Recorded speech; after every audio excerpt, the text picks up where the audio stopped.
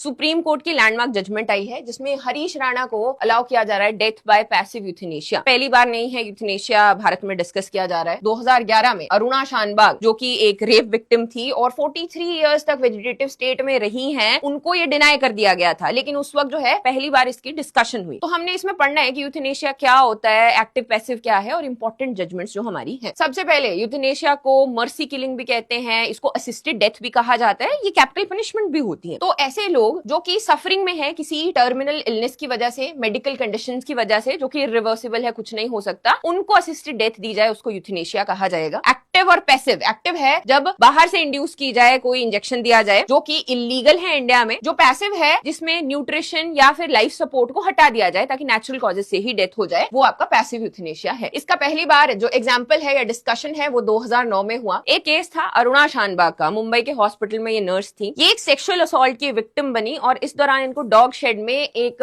Dog chain से जो है इनका गला बांध कर रख दिया गया, जिसकी वजह से ऑक्सीजन कट हो गई और ब्रेन डैमेज हो गया। जो हॉस्पिटल स्टाफ था उन्होंने इनका ध्यान रखा फॉर अराउंड 42-43 इयर्स। लेकिन 2009 में एक जर्नलिस्ट पिंकी विरानी जो है, उन्होंने सुप्रीम कोर्ट को पैसिव यूथनेशिया के लिए अप्रोच किया, जहां पर उसको रिजेक्ट कर दिया गया और ये 2015 में निमोनिया नेचुरल कॉजेज से ही इनकी डेथ हुई। अब 2011 में जो है ये रिजेक्ट हुआ था, 2018 में इसकी डिस्कशन हुई और बहुत ही इंपॉर्टेंट एक लैंडमार्क जजमेंट जिसको हम कहते हैं common cause versus Union of India पास किया गया, जिसमें इसको काउंट किया गया right to die with dignity. Article 21 constitutional right ये बना कि एक व्यक्ति को अगर गरिमा से जीने का अधिकार है तो गरिमा से मरने का भी अधिकार है। लेकिन ऐसा नहीं है कि किसी को भी दे दिया जाएगा। इसमें आपके स्पेसिफिक बात की गई है मेडिकल बोर्ड अप्रूवल्स की, साथ ही में जो मेडिकल डायरेक्टिव्स हैं उनको इनिशिएट किया गया है और एक व्यक्ति की जो लिविंग विल है उसका भी मेंशन किया गया है। तो बेसिक आइडिया जो बेंच ने बोला वो ये कि कुछ लोगों को ये जो अधिकार है डेथ विद डिग्निटी वो यहाँ पर मिलना चाहिए, वही with the approval of the medical staff and the medical board.